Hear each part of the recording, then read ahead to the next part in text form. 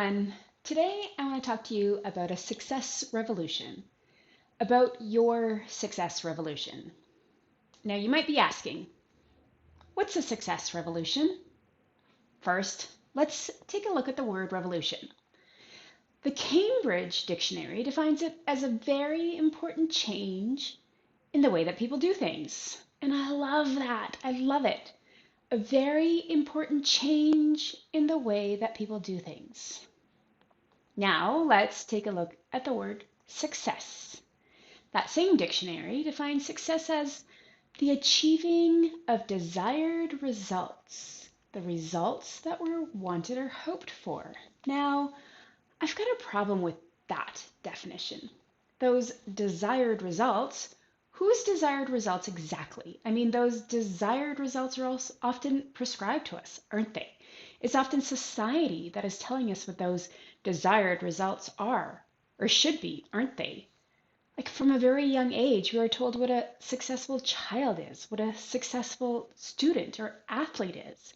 And once we're done our studies and have succeeded in graduating, then we are told that to become a successful adult, we need to get a job, find the right partner, buy the right house in the right neighborhood, keep pursuing more and more success in our careers, or buy the right stuff like an appliance, a recreational item, a car.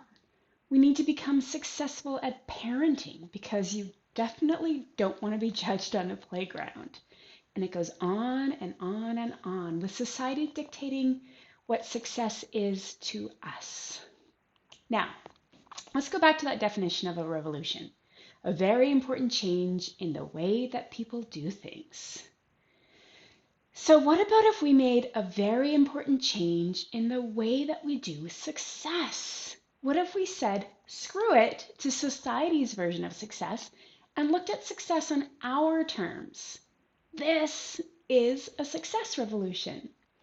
A success revolution is your opportunity, no matter how big or how small, to think about success in a new way and to think about how you can start making changes, again, no matter how big or how small, to start moving on a new path to find success on your terms. So I want you to think about how successful you are on society's terms first. Let's start there. I want you to think about whether that's making you happy, if it's truly making you happy, if it's fulfilling you, if it's actually filling you up, if it's helping you find daily joy, if it's making you want to spring out of bed in the morning. But if society's version of success is wearing you out, if your success is a burden, if it's causing resentment, if it's making you just want to escape from it all, and you know what I mean, escaping with binging on Netflix or video games or shopping or food, or even worse, with too much alcohol, or by cheating on your spouse, or tuning out from your kids, or all those ways that people want to escape from their lives. If you're a successful person and you want to escape from your life, then this version of success is not serving you. If any of these situations are the case with you, I want you to think about a success revolution. I want you to think about what success on your terms could be. Your success revolution could be big or it could be small. A small success revolution can be things like starting to consider a new source of income, one that simply makes you happy. And there's no commitment here. You're just doing some research. You're just considering your options, opening your mind to new possibilities, a new way of thinking about how you might want to live your life. But a success revolution can also be massive. It can actually involve making that career change, or making a relationship change, or a physical move. You're no longer in the considering your options phase, you're actually making the jump. It doesn't matter whether your success revolution is big or small. What matters is that your current version of success is not serving you. Then you've got to be open to a success revolution. You've got to be open to really considering what success is on your terms. And that takes some time. It takes some reckoning. And if there's ever been a time for a reckoning, this last year has got to be it. Right now, while I'm filming this, it's May 2021. We're what, like 13, 14 months into the COVID pandemic. And after living through a pandemic for over a year, a lot of us are thinking about this. A lot of us don't want to go back to normal because we've realized that after everything we've faced over the last year, the life we used to live pre-pandemic just simply wasn't good enough. In the last year, a lot of people have faced death head on. We've lost people that we love. We've faced major economic hardships. Our mental health has had its ass kicked.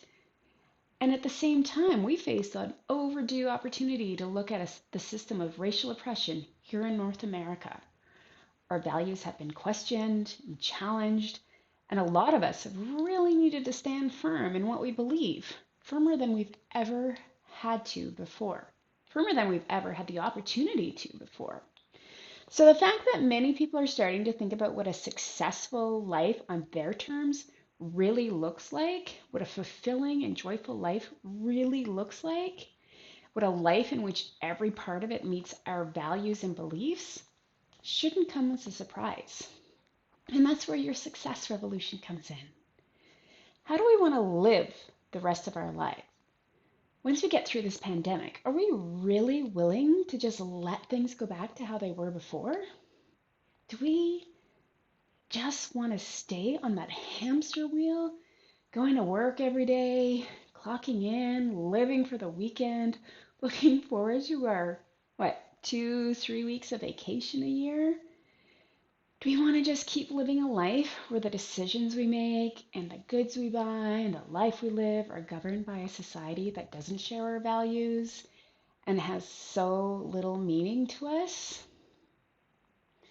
Or do we want to live a life of joy and meaning? A life that means something to us as an individual.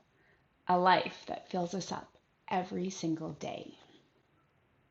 I know I'm choosing the latter, and that means my own success revolution.